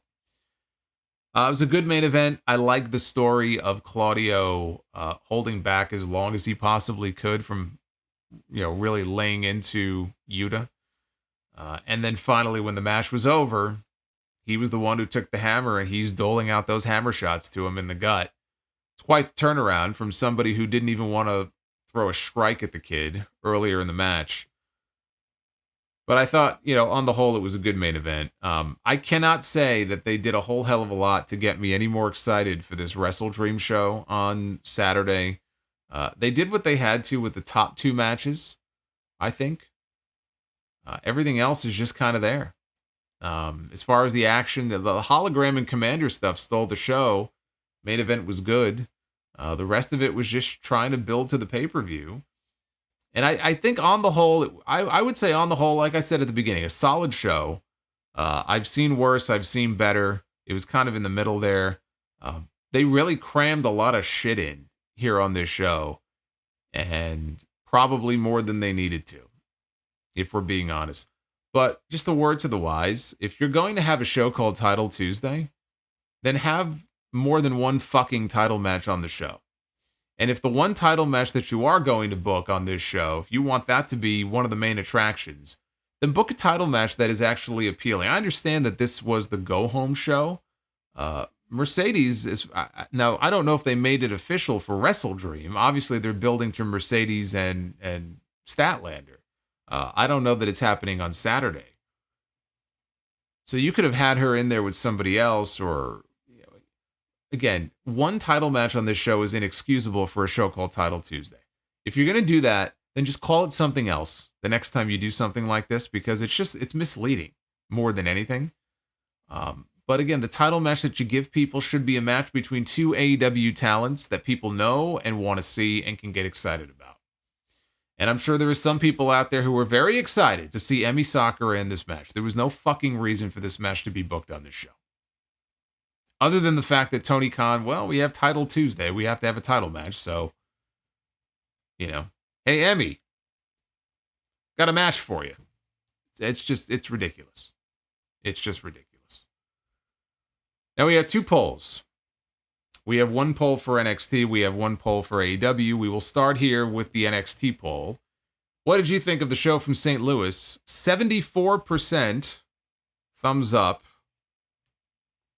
14.7% thumbs in the middle, 11% thumbs down, so a solidly positive score for NXT. Let's see how that compares to Dynamite. Wow. Well, not much of a comparison here. What did you think of Dynamite Title Tuesday? 32% thumbs up, 20.7% thumbs in the middle, and a whopping 47.5% thumbs down. You mean to tell me that you weren't impressed by this Title Tuesday?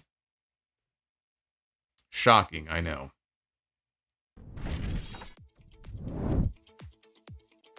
It's just so weird when you consider all of the titles they actually have in this company. Just an endless supply of championships, right? You have the AEW World title, you have the TNT title, you have the International title, you have the Continental title, you have the Tag Team titles, you have the TBS title, you have the Women's World title. They had the FTW title, thankfully they retired that, but you got the Trios titles, you have all the Ring of Honor belts that they defend on TV. We're going to get a Ring of Honor World title match on Saturday, right? You've got belts from other promotions that are routinely defended. All the championships that I just mentioned, and I'm probably forgetting one. And that's what they gave you on this show. Why even have all these titles?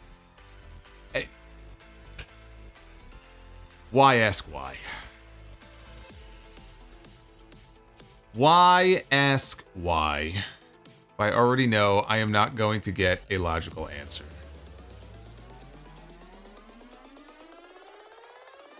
All right. Well, by the way, we're hovering right around 375 likes. So looks like we're going to be a little short of our goal unless we pick up the pace here. So go ahead and hit that like button.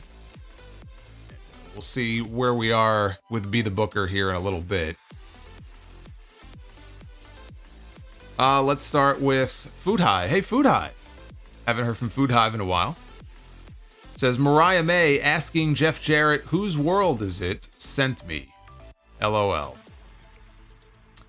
Mariah just kind of sends you to a lot of different places. But that's Mariah May. Food Hive is also one of our Sound of Legends. So thank you, Food Hive. I hope you're doing well. Alejandro Santiago. Why is Jake aligned with Rampage jobbers? Is Tony high? Yes. He's high on life. You know, you need to watch I know I described it earlier. I said that he was on TikTok letting people know about Britt Baker being sick, and he was making the four-way match. You really owe it to yourself to go check out the TikTok yourself. He just he makes the announcement, and like it's weird, like the pitch of his voice, just the way it changes as he's making he's mentioning Willow Nightingale is going to be in the match, Jamie Hayter and Nyla Rose, and he's like going through all the different names in the match. Well, actually, it's funny that Food Hive would send in that super chat because Food Hive knows, right? 9 days, 9 days. Such a weird guy. I will give Tony a shout out, though. I mean, we're being funny here, but there's a lot of really serious stuff going on right now. I mentioned the hurricane, not only the hurricane bearing down on Florida in the next 24 hours, but Hurricane Helene, which just wreaked havoc and destruction up and down the eastern seaboard.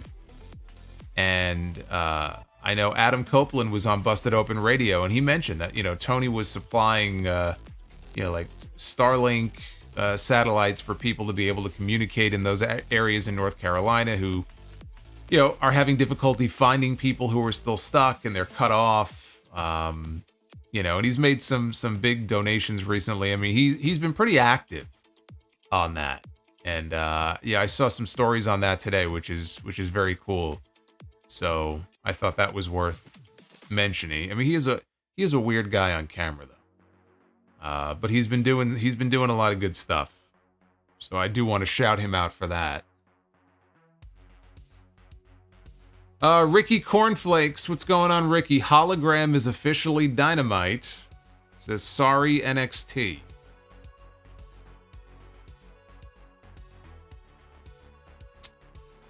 Dev to Dust. How tall do you think Hulk Hogan was in his physical prime? Well, he was always billed at 6'8". I'm going to say he was probably legit like 6'6". He probably wasn't too far off from that. He's probably about 6'6", I would say. Maybe 6'7". And would you rather build a Lego set for 10.5 hours or 3 episodes of 2018 Raw back-to-back? I'd rather build a Lego set. I mean, I've done that before. I got it as a gift one year. The Sonic, the Sonic the Hedgehog level.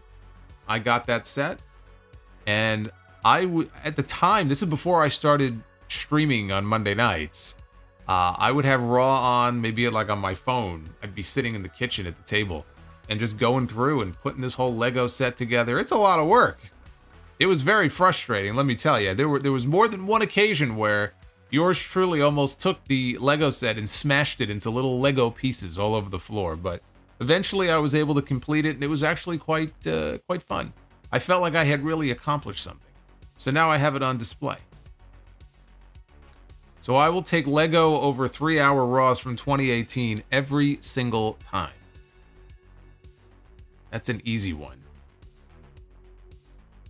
Arabian Night, weakest go-home show for an AEW pay-per-view ever. It was a snoozer. Yeah, it wasn't very exciting. Base Beerus, thank you for the 2. Can't wait for a Brandy Jade Cargill promo in WWE.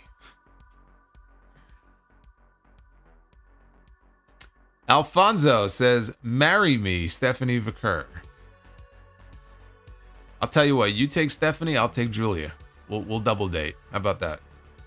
Sidro, I was kidnapped by mimes, he says. They did unspeakable things to me. Also, never iron a 4-leaf clover. You don't want to press your luck. P.S. Won some money at a casino tonight playing blackjack. Well, how much did you win? Never won playing blackjack, but I did win $80 on a video poker machine, and I immediately cashed out because I knew I would never see that money again if I kept playing. So I won. I was very excited. I said, that's it. I'm done. I took my winnings and I left, and I was ahead of the game, and that's the way it should be. Sidro says, HR, did you tell your coworkers that you had handmade gifts for them and then gave them the finger? Me, that was a gift from my heart.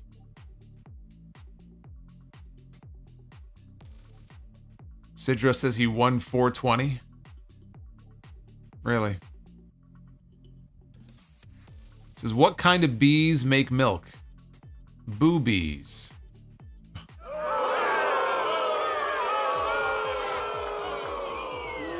You suck.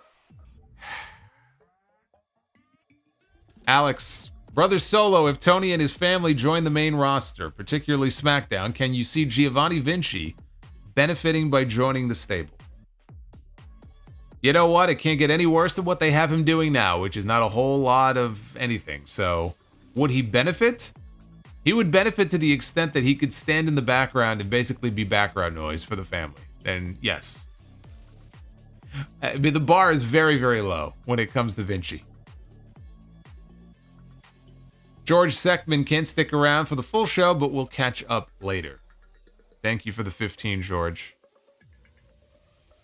Sidro says, Solo, do you blow on food when it's hot, or do you... I blow on it, but underestimate how hot it is, and... Really? Interesting. No, I don't do the blowing here, so... You're on your own with that. Ragnarok, people clown on Chase U, but I think they're a solid act and stay over with the crowd. Could you see them as a reliable mid-card act on the main roster? They are a very solid act in NXT. I don't know how that will translate to the main roster. I feel like at first it might do okay, but I think in the long term, I just feel like that gimmick is going to be death on the main roster. I don't see it translating well. Some of these gimmicks don't translate well to the main roster. I just feel like that's probably one of them. Base Beerus, when are you going to interview Sexy Red? A solo Red crossover. If you ever get any Red on this show, it's going to be the Amazing Red. It's not going to be Sexy Red. Pisco95, what do you think of the NIL program compared to when they recruited indie wrestlers for NXT? Do you see it as an improvement or a downgrade? I have always said that there should be a little bit of both. So I don't see it as being a negative, but I think you don't want to just have NIL athletes coming in. You need to have that veteran talent, indie talent. You need to have a good mix. It's like when they blew up NXT. I was never against them using new talent and promoting people like Braun Breaker. You know? My issue was that they just blew the whole fucking thing up. Kept very few of the old guard around, and they literally just started from scratch. You know, they took what Triple H was doing, and as soon as he was out of the picture for a period of time, they basically stole it away from him, and you see what they did with it. Now, in the long run, you're going to be able to make new stars, and that's what they've done with people like Braun Breaker and other people like Grayson Waller. You know, they're not quite at main event level yet. Maybe they'll get there. But then you see people like Obafemi and Tony D and people that are coming up in the women's division like Sol Ruka and Fallon Henley and Lola Vice. I just feel like there should have been more of a mix of the two, more even mix of the two, instead of just going balls out the way they did at the very beginning. NXT would have been more tolerable. So that was my only real gripe with it. But you want to create homegrown talent. Of course. Why wouldn't you?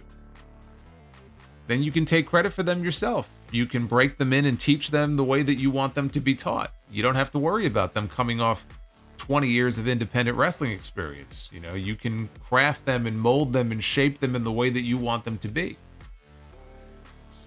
Their goal, there's not a doubt in my mind, their goal is to have the majority, if not the entire roster at some point in the next 5 to 10 years of nothing but talent that they have created. Talent that have come up through the system that they made, They're not from the indies. They're not from AEW or anywhere else or TNA. They want people that they can say, we have a roster here, a main roster, that is 90% people that we created. That's their long-term goal.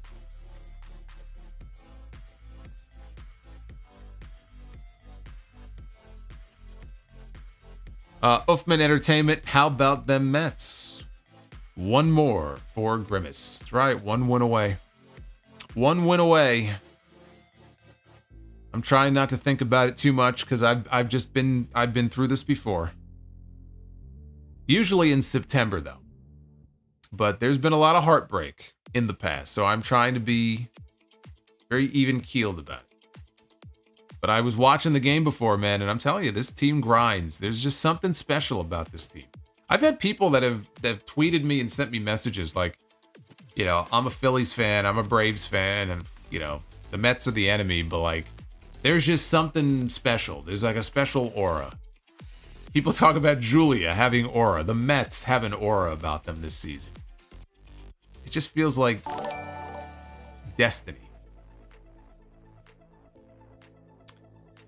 Alex with the $5 super chat.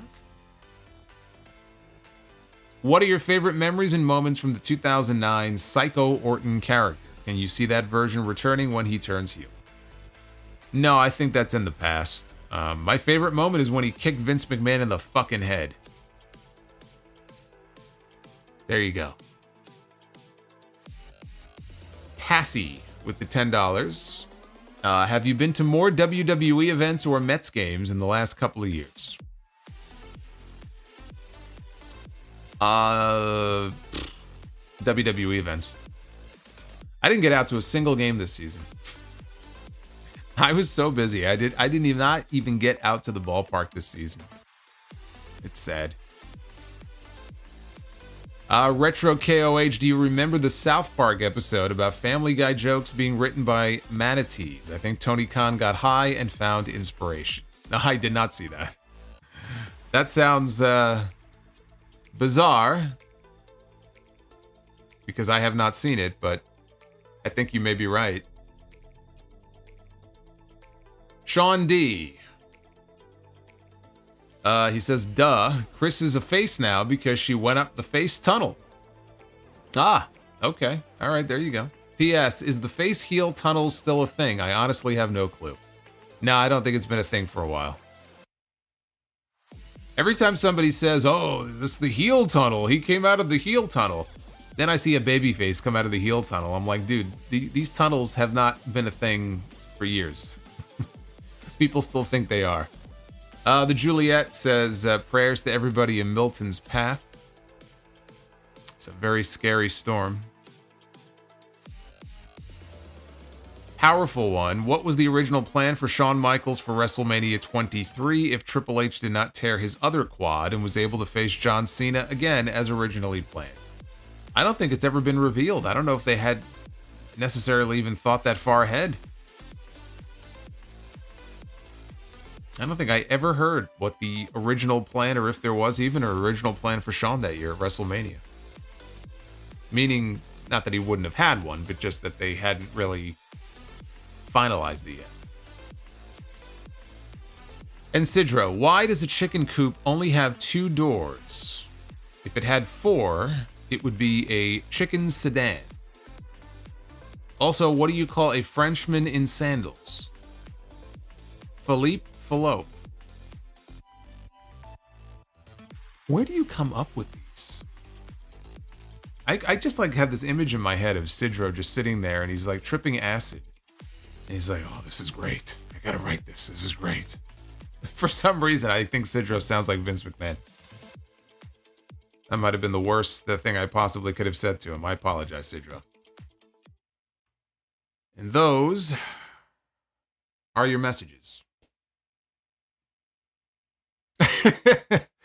Sidro says the face. He says the face tunnel sounds dirty. You never buried your head in the face tunnel? Come on, man.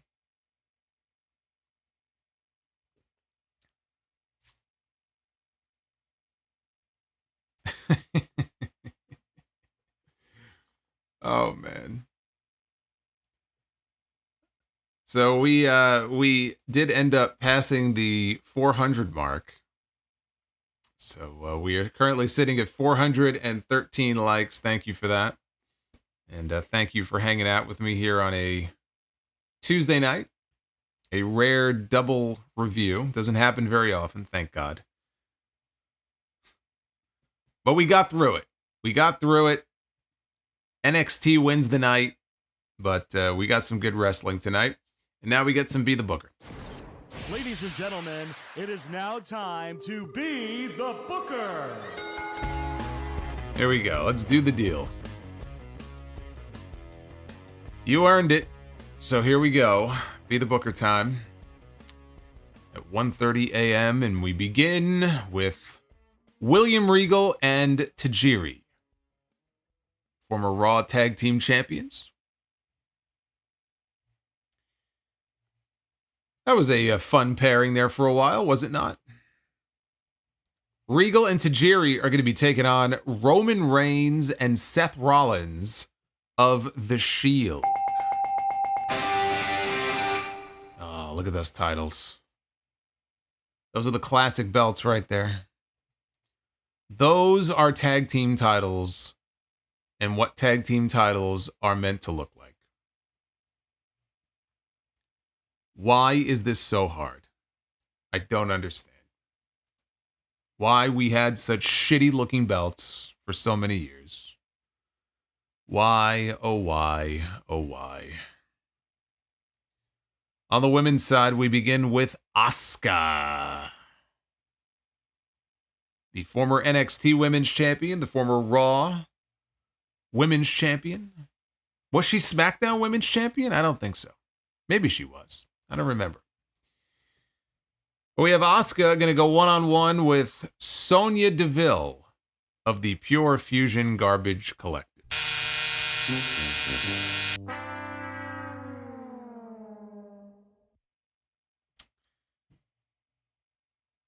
Well, let's go to the main event. See how we do there. Main event time. Then we'll get on out of here. Let's begin with one big SOB. Braun Strowman. Look at this. He's in the middle of the Strowman Express.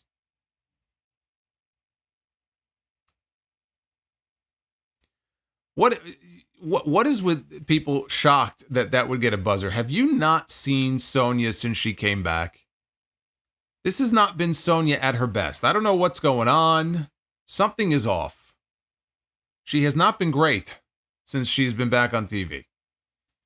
So if that's the Sonya Deville that we're going with, then yes, it gets the fucking buzzer. Braun Strowman. Maybe we'll land on Bronson Reed. We can have a last monster standing match. Braun Strowman is going to be taking on Dude Love.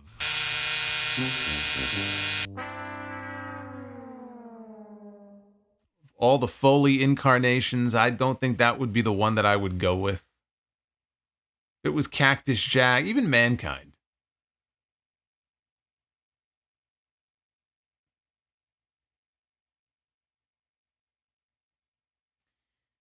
I don't know. By the way, the woman there on the left, I believe, is Mrs. Foley. I believe that is Mrs. Foley. To the left there. So, a very underwhelming edition of Be the Booker. You know, I could have gone either way on that main event, but of all the Foley gimmicks, Dude Love, I don't know. But then again, you know, Dude Love was involved in one of my favorite matches of the Attitude Era against Steve Austin at Over the Edge. So, doesn't matter anyway. We did not get a clean sweep. Either way, we didn't get the sweep. We'll have to try again. We'll have to try again on Friday. That's the next time I'm going to be live here with you on the channel. That'll be for the post-Bad Blood SmackDown review. What a SmackDown it should be, because will we see The Rock? We should, I hope. And the fallout from Kevin Owens turning heel off camera on Cody Rhodes. So there's a lot to sort out on SmackDown this Friday night. So that should be a big show. Hopefully we'll have a big stream as well. Thank you guys for the support. Rican Son, shout out to Rican Son. He's been a channel member for 35 months. He's got to work in the morning while a hurricane is coming. Sometimes I don't understand jobs.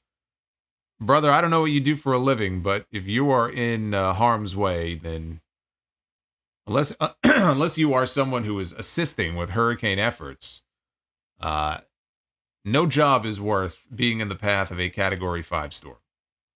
So you can tell them to fuck off.